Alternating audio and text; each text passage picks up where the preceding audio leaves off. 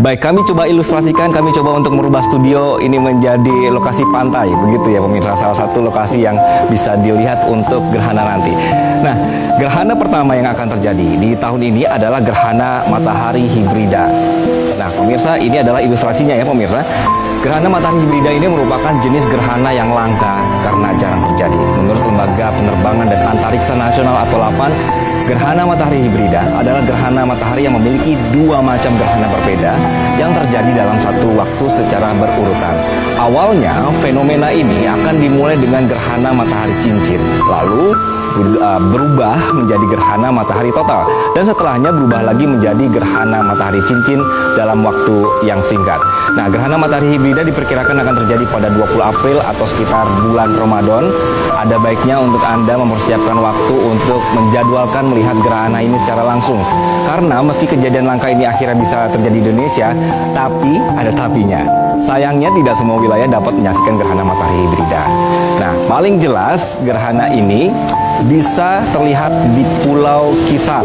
Kemudian pilihan lainnya Anda juga bisa melihat fenomena gerhana matahari hibrida di Pulau Maupora, Pulau Watubela, Pulau Damar, Kepulauan Antalisa, Roswar, Kota Biak, dan juga Fak-Fak.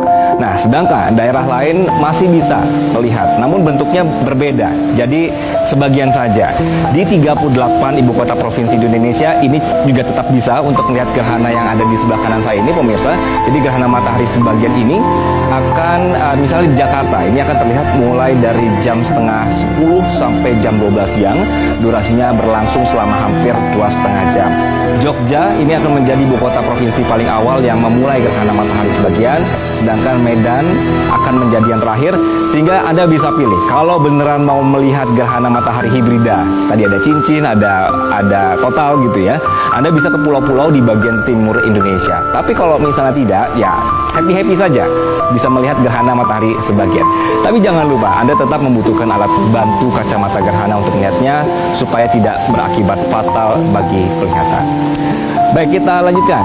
Dari fenomena gerhana matahari, kita bergeser ke gerhana bulan yang juga akan terjadi di tahun ini, pemirsa. Yang pertama adalah gerhana bulan penumbra. Kita bisa munculkan bulannya di sebelah kanan saya. Oke, sambil menunggu pemirsa. Jadi ini akan terjadi pada sekitar tanggal 5 atau 6 Mei. Gerhana bulan penumbra ini terjadi ketika seluruh bagian bulan berada di bagian penumbra. Jadi tidak seperti gerhana bulan total, gerhana bulan penumbra ini masih menampakkan bulan meski warnanya suram. Itu aja sih bedanya sebenarnya ya. Nah, gerhana bulan ini bisa disaksikan langsung dengan mata telanjang karena fenomena ini tidak membahayakan kesehatan mata. Tapi ada tapinya lagi, ada masalahnya juga. Gerhana bulan penumbra ini sering sulit diamati dengan mata telanjang karena terjadi di malam hari dan bulan tampak redup atau gelap. Nah, gerhana bulan ini akan lebih terlihat jika posisi bulan dalam keadaan penuh atau purnama. Saat terjadi gerhana bulan penumbra, bayangan bumi di permukaan bulan ini bisa terlihat jika menggunakan teleskop. Nggak apa-apa, nanti kita coba cari tempat-tempat yang ada teleskopnya ya. Oke, ini kita ilustrasikan sudah berubah bulannya. Gerhana ini bisa diamati dari arah tenggara barat daya untuk zona waktu Indonesia Barat, sedangkan untuk Anda yang zona waktunya adalah Indonesia Tengah, gerhana bisa terlihat dari arah selatan ke barat daya, dan untuk Anda yang berada di Indonesia Timur akan teramati dari arah barat daya ke barat. Nah, gerhana bulan penumbra ini akan dimulai pada jam 10 malam di tanggal 5 Mei, puncaknya di jam setengah 1 dini hari, dan berakhir di jam setengah 3 pagi. Jadi durasinya agak panjang, 4 jam 18 menit. Dicatat itu. Sepanjang tahun ini, pemirsa, terjadi 13 kali fase purnama dengan 2 fase purnama bertepatan dengan gerhana bulan penumbra dan gerhana bulan sebagian. Gerhana bulan sebagian akan teramati pada tanggal 29 Oktober, bisa dilihat di seluruh Indonesia kecuali di 5 provinsi di Papua yang tidak mengalami kontak akhir sebagian. Nah, untuk gerhana bulan sebagian atau gerhana bulan parsial ini terjadi ketika bumi tidak sepenuhnya menghalangi sinar matahari ke bulan. Bagian permukaan bulan berada di daerah penumbra dan sebagian lagi ini masih terlihat karena terkena sinar matahari. Jadi kalau kita lihat dari bumi, ini seakan-akan bulannya dimakan sebagian.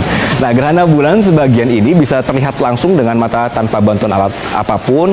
Biasanya ini momen yang ditunggu-tunggu untuk bisa diabadikan, dipotret lah seperti itu ya. Baik, kita bisa ulang lagi dari awal mungkin semuanya pemirsa, kita review bahwa dalam tahun ini akan ada 3 kali fenomena gerhana. Dari gerhana matahari kita bisa tayangkan kembali bahwa tahun ini kita punya ada gerhana matahari hibrida, yaitu gerhana matahari cincin dan juga gerhana matahari total akan bersamaan. Ini ilustrasinya. Ini akan terjadi. Untuk bisa melihat secara full, Anda bisa harus ke Indonesia Timur. Kemudian kalau misalnya Anda di daerah lain selain Indonesia Timur, tetap bisa kelihatan tapi sebagian. Oke, selanjutnya tahun ini juga akan ada 2 gerhana bulan, yaitu ada gerhana bulan penumbra dan juga gerhana bulan sebagian. Kalau penumbranya ini mungkin agak sulit untuk terlihat. Kita tayangkan lagi ya pemirsa, karena ini hanya bayangan saja dan perlu teleskop. Boleh kita putarkan kembali? Oke, ini akan ada di sekitar bulan Mei. Kemudian yang terakhir nanti adalah ada yang namanya gerhana bulan sebagian, ya, atau juga parsial, yang juga akan muncul di Indonesia. Jadi warnanya merah begitu.